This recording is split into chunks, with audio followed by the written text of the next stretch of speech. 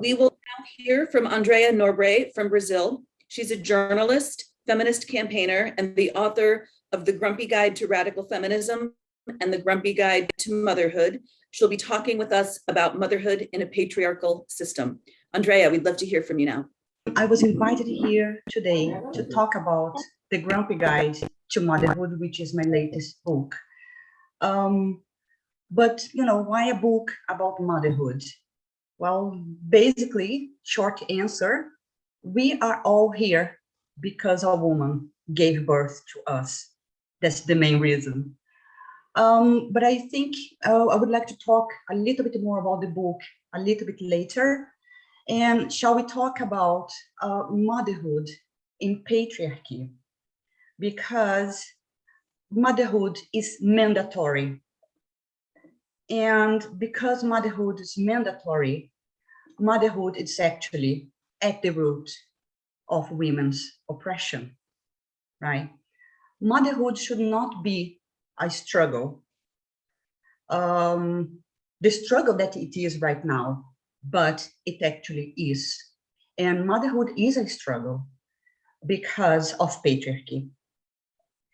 The thing is that gestating and giving birth to another human being should have been only this potential biological function of the female body that was designed by nature to perpetuate the species. But the reality is that women have their reproductive labor exploited by men in patriarchal systems. And so, getting to my main points here, according to Gerda Lerner, in the creation of patriarchy, the first human communities in prehistory consisted of women and their children, with men scattered around. Women got together because humans developed big brains at the same time that humans, Homo sapiens, developed the ability to walk upright.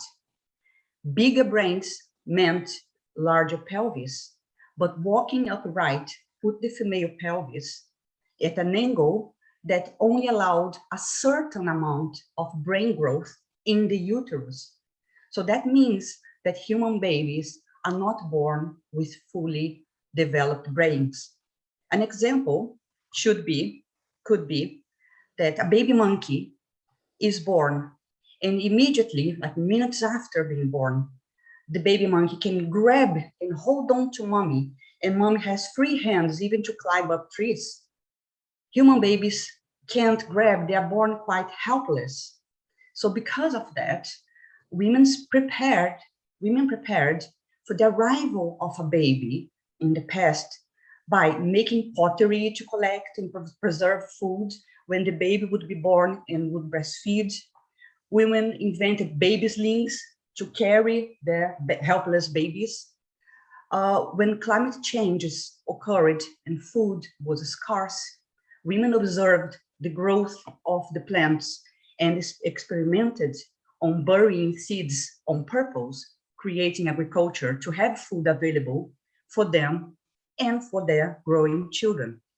Because women's reproductive labor, it's not only to gestate and give birth. It all comes down to having the baby, helping the baby to survive and grow up to adulthood, to reproductive age. And women create, according to Evelyn Reed, in The Myth of Women's Inferiority, all the fundamental technology used later in human history that made way to the creation of civilizations was created by women living in their prehistoric communities. Women created the needle, learned how to use fire, built houses, the basics of chemistry, physics, and culture. And they did all that because humans walk upright and their babes are born helpless. And these were their strategies to guarantee that their children would survive. At some point in human history, men saw this cultural revolution and decided to hang around. Gerda Lerner also says that these early human communities with men around could be classified in three types. Groups with creation myths, where women are the creators of life, the creators of humankind, which research proves that the earliest sculptures and paintings all portray pregnant women. In these groups with creation myths, with women being the creators, according to Gerda Lerner, about 75% of men helped with child rearing. Groups with a creation myth where a woman and a man, with a woman and a man, 50% of men helped with child rearing. And in groups with a creation myth about a man creating everything, only 25% or less of men were involved in child rearing. That's when exploitation of women's reproductive labor actually started.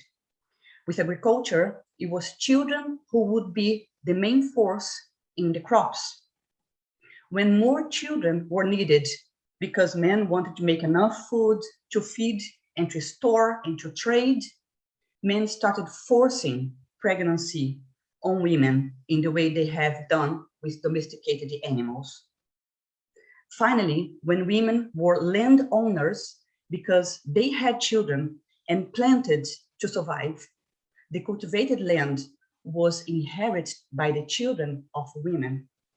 So men imposed monogamy to ensure heirs and land ownership. The reality is that this is not a dystopian tale. This is what happened, and this is the root of women's oppression, and women are still seen as vessels. This is the exploitation of women's reproductive labor, and we now see this exploitation in what we call mandatory motherhood, with women's solely worth based on their reproductive labor.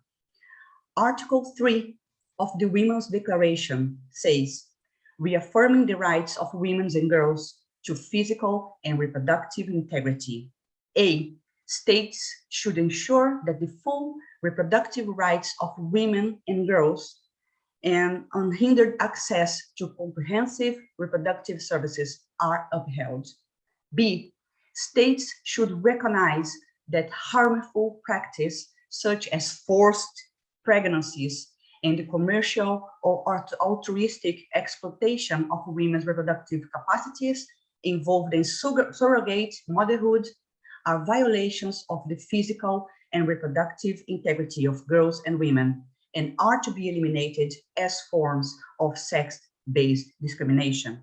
C, states should recognize that medical research, which is aimed at enabling men to gestate and give birth to children, is a violation of the physical and reproductive integrity of girls and women and is to be eliminated as a form of sex-based discrimination. So I was invited to talk about motherhood, and I think this is the base of the root of male oppression, is the exploitation of our ability to gestate. You know, it's not just not an opinion. There are a whole range of research out there which proves that. I do my own research in which female reproductive system and labor is exploited in patriarchy at every turn. And I was also invited here to be a little bit more uplifting in talking about the Grumpy Guide to Motherhood, which is my latest book. So I think because of all that, we must talk about motherhood. Motherhood is so important.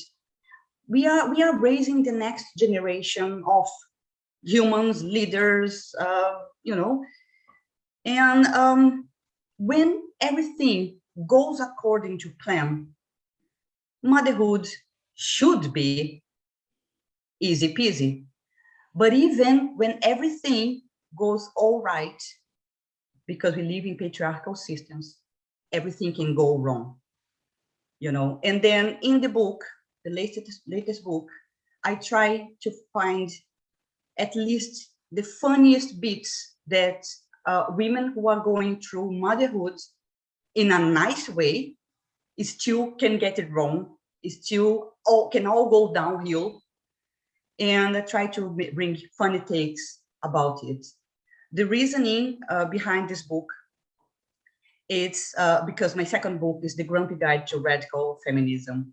I wanted to complete the series with something that mattered to me. And I'm a mother of 2 boys. And there are many, many things. Talking a bit more about the book, what I talk, it's a guide, but it has to be read like a stand-up comedy routine, like The Grumpy Guide to Radical Feminism. Because, you know, I do talk about like pregnancy, well, getting pregnant, pregnancy, childbirth, but then it all goes a bit crazy because I'm going to talk about everything that goes in child rearing that I could think, from newborns to school, to first years of school. So I have a whole chapter on poo, because mothers talk about poo for years on end. We talk about poo, we talk about like all the struggles we have to get children out, to get like many of these things. You can get a lot of mentions about, you know, compulsory motherhood, about patriarchy. I talk about mother activism, you know, so it's supposed to be a light relief in all this madness in a moment in which many legislators are denying mothers the word mother. And I think that's the most misogynist thing that could be happening right now, you know, because we are exploited because of our ability to gestate. And now we are being forbidden from being named as mothers. So for all this craziness, if you have the time, you know, get the books and let's talk about motherhood, because these are, especially mothers, they are some of the most vulnerable groups of people around the world. Mothers fleeing Ukraine in the war, mothers being denied financial independence. They can be denied a job because women might get pregnant. They may be denied jobs because they have children. They may be fired right after getting pregnant, or fired right after coming back to work after maternity leave. They can be denied maternity leave. So we have no choice. We have to talk about mothers. Mothers maybe they are isolated in many, many places. They are isolated from each other, from other women. You become a mother and become isolated from other women. And you don't have, like, you cannot take your child to some feminist conferences. Not here. Here it's awesome. But like in the past, I saw so much of that, like these feminist conferences. Oh no, we cannot have children. And that's bonkers. Even FILIA in the UK, the annual conference FILIA, they have childcare. That's important because mothers know what a mother is. Mothers know what it is to raise a child, to give birth, to be pregnant.